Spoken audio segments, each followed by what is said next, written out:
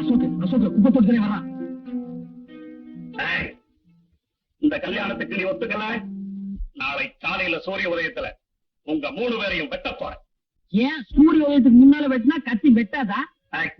பேசாத. பின்ன பாடவா? கல்யாணமா கத்தியா? ரங்கா சும்மாடா, இவன் வேற கத்துறா, நீ வேற கத்துற. என்னடா உசு? பேசாம அந்த பொண்ணை கட்டிக்கிறியா?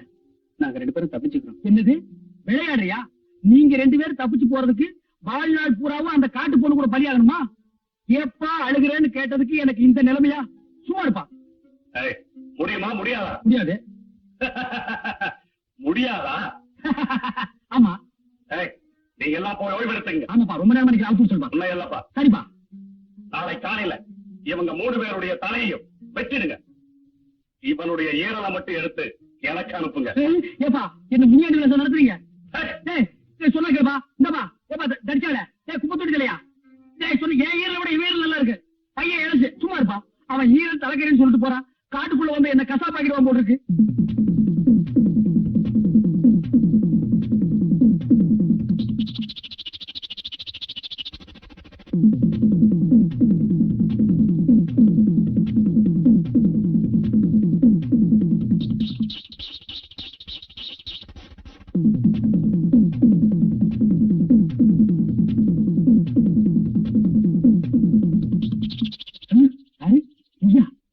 நான் தான். நீங்க இங்க இருந்தீங்கன்னா நாளை காலையில எங்க ஆளுங்க உங்களை வெட்டி போட்டுருவாங்க. நான் கயிறை விட்டு விடுறேன். 3 பேரும் தப்பிச்சு போயிடுங்க. இவ்வளவு பெரிய இருட்டு போகக்குள்ள ஒரே ஒரு வெளிச்சம்.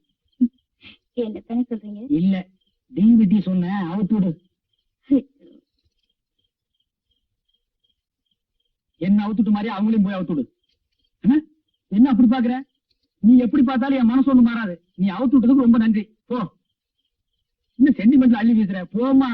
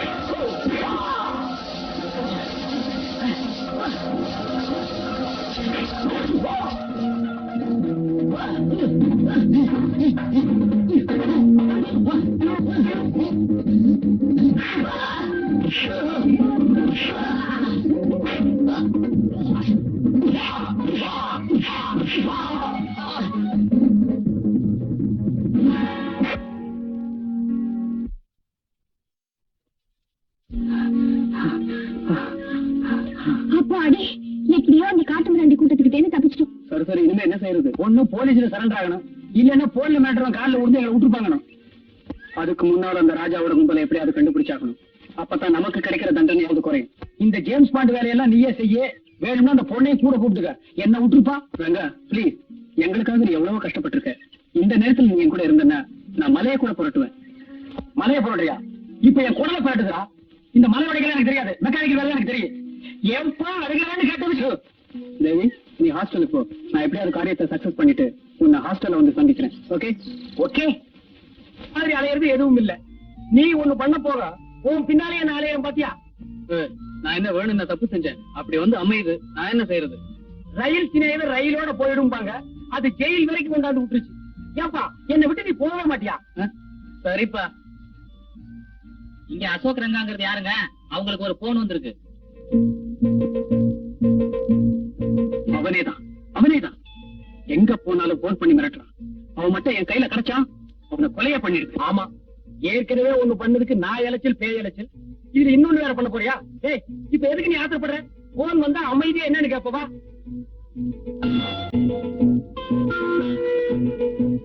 ஹலோ, யார் பேசுறது?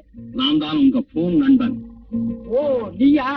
ஏயா, நாங்க போற இடமெல்லாம் போன் பண்ணி ஏயா எங்களை தவணை முறையை சித்திரவதை பண்ற? வந்து ஒரே கொண்டுட. என் பார்வையில இருந்து நீ எங்கேயுமே தப்ப முடியாது, தெரியுமா? தெரிஞ்சுக்கிட்டு என்னடா பண்ண போற? எங்க முதலாளி தங்கராஜுக்கு ஒரே புள்ள, எக்கச்சக்கமான சொத்து. அவங்கள வளர்க்கறதுக்கு 2 ஆளு தேவை. நல்ல ஆளா இருந்தா பார்த்து சொல்லு. தங்கறதுக்கு எல்லா வசதியும் உண்டு. வீட்டு என்ன? லேக் ஏரியா, 9ஆம் நம்பர், ஹரிகர விழா.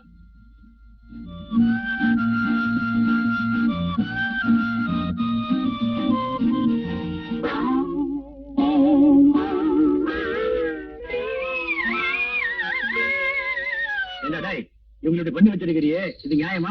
என்னடா விளையாட்டு இது? படாத இடத்துல பட்டு ஊர் போயிடுச்சுன்னா என்னடா பண்ணுது? போகட்டுமே, எங்க அம்மாவே செத்த பிறகு இவங்க இருந்த அண்ணன் செத்த அண்ணன். கேட்டீங்களா இவன் பேசுறத? இவனை வச்சுக்கிட்டு இந்த வீட்டுல நாங்க எப்படி வேலை செய்யுது? நீங்க லட்சமா அள்ளி கொடுத்தா கூட ஒரு போதும் வேலை செய்ய மாட்டோம். இப்பவே போறோம். அவன் பிள்ளையாயிரு, கத்தியால குத்த வர்றா, கையை பிடிச்சி கடிக்க வர்றா. அட என்னங்க, சமையல் கிட்ட வேலை செய்யும்போது கொதிக்கிறேன், நீ மூஞ்சில ஊத்துறான். நான் சின்ன பிள்ளை இல்ல, எவ்வளவு அமைதியா இருந்தேன். இப்ப மட்டும் என்ன சுறுசுறுப்பா வரைக்கீங்க? அதே மந்த புத்தி தான். டேய், நான் ஒரு மாங்காய் மடையன் ஒத்துக்கிறேன். இந்த மாதிரி துஷ்ட பையனுக்கும் மாங்காய் மடையனுக்கும் வேலைக்காரர் எல்லாம் ஆகாது. எங்க போயிடாதீங்கப்பா, சம்பளத்தை கூட்டு தரேன்ப்பா. இந்த மாசம் சம்பளம் ஆள விடுங்க. யாரப்பா இந்த புதுமுகம்? உங்களுக்கு என்ன வேணும்? இந்த வீட்டுல புள்ள வளர்க்க 2 வேலைக்காரங்க வேணுமா? அதுக்காக நாங்க 2 பேரும் வந்தோம். ஏன் இவங்க பிடிச்சிருக்கிறாங்க? அதெல்லாம் ஒண்ணு இல்ல. இவங்க எல்லாம் என் பையன்கிட்ட அடி வாங்கிட்டு வேலையை விட்டு போறாங்க. நீ சொன்னதை கேட்ட உடனே சிரிக்கிறாங்க. அப்படியா? நான் நினைச்சேன் ஹாஸ்பிட்டல் இருந்து டிஸ்சார்ஜ் ஆகி போறாங்கன்னு. இல்லையா பின்ன? இவங்க உடம்பு பூரா பாரு, அழியாத மார்க் போட்டுட்டான். அவ்வளவு பயங்கரமானவனா? நீங்க இருங்கப்பா, நல்லா இருங்கப்பா.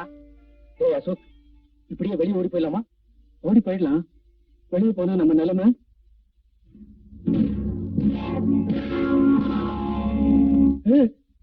நினைச்சு பார்த்தேன், இதை விட அது பயங்கரம்.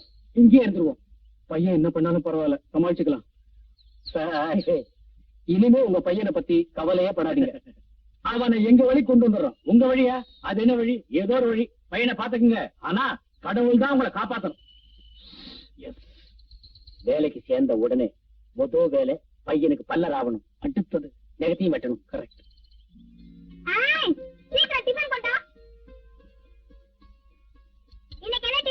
உப்புமா, முந்திரி பருப்பு, தேங்காய் பூ எல்லாம் போட்டு பண்ணது. சாப்பிடு.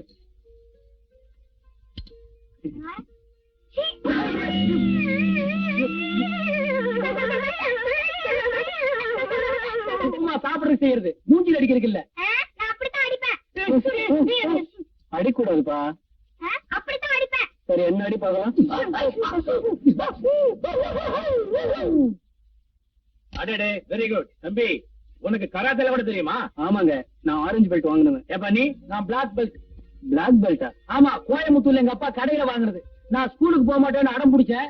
இடுப்புல இருந்து கலட்டி சும்மா வாங்குன்னு வாங்கிட்டார். நீ எல்லாம் இந்த வயசுல வாங்கின, நான் 7 வயசுல பெல்ட் வாங்கிட்டேன். அப்பாடா, இன்னைக்குதான் என் பையன் சிரிக்கிறான். இது என்ன சிரிப்பு? இனிமே தான் நீங்க சிரிப்பா சிரிக்க போறீங்க. எப்படியோ சிரிச்சா சரி. இத பாருங்கப்பா, இனிமே நீங்க வெளியே போவே கூடாது. வீட்டுக்குள்ளாரதான் இருக்கணும். கவலையே படாதீங்க, இனிமே உள்ளதான் இருக்கும். ஆமா, வெளியில போனா மறுபடியும் நாங்க உள்ள போயிருவோம். எங்க வீட்டுக்குள்ள போயிருவோம். அது சரி ரொம்ப விவரமான இருப்போம் போல இருக்கு. Hello Ashok here. புத்திசாலித்தனமா பங்களாவில வந்து ஒளிஞ்சுக்கிட்டா எனக்கு தெரியாதுன்னு நினைக்காதே. அசோக், ஒரு கொலையை மறைச்சாச்சு, தேதியை ஆற்றுல விட்டாச்சுன்னு நிம்மதியா இருக்காதே. அடுத்தடுத்து நீ என்ன செய்ய போகிறேங்கிறது எனக்கு தெரியும். தெரிஞ்சு இப்ப என்ன செய்ய போற? போன்லயே இப்படி மிரட்டுற? யாருப்பா மிரட்டல்காரனா? போன கொஞ்சம் கொடு. என்னப்பா இது ஆவி மாதிரி வந்து அப்பப்ப போன்ல மிரட்டுற? பொண்ண கெஞ்சி கேட்டுக்கிற, ஒரு தடவை நேரா வாயா பேசி தீர்த்துக்கு போ. மாறாவை ஒரு நாளும் மறக்க வேண்டாம், வஞ்சனைகள் செய்வாரோடு இணங்க வேண்டாம். இந்த போட்டோ எடுக்கிறது யாரு? விமலோட அம்மா. இப்ப அவங்க எங்க இருக்காங்க? அவங்க இறந்து போயிட்டாங்க. ஆமா, சந்தோஷமா இருந்த அந்த குடும்பத்துல நல்ல மரத்துல புல்லுருவியா ராஜாந்திரவன் வந்து சேர்ந்தான். ஐயாவோட பழக்கம் ஏற்படுத்திக்கிட்டு ஒரு நாள் வீட்டுக்கு வந்தான். அப்பதான் அம்மாவுக்கும் பழக்கம் ஏற்பட்டுச்சு.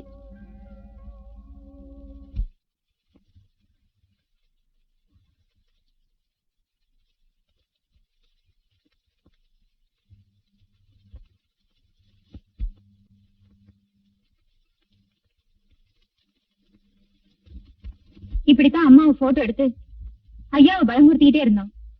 இந்த அவமானம் தாங்க முடியாம அம்மா தற்கொலை பண்ணிக்கிட்டாங்க.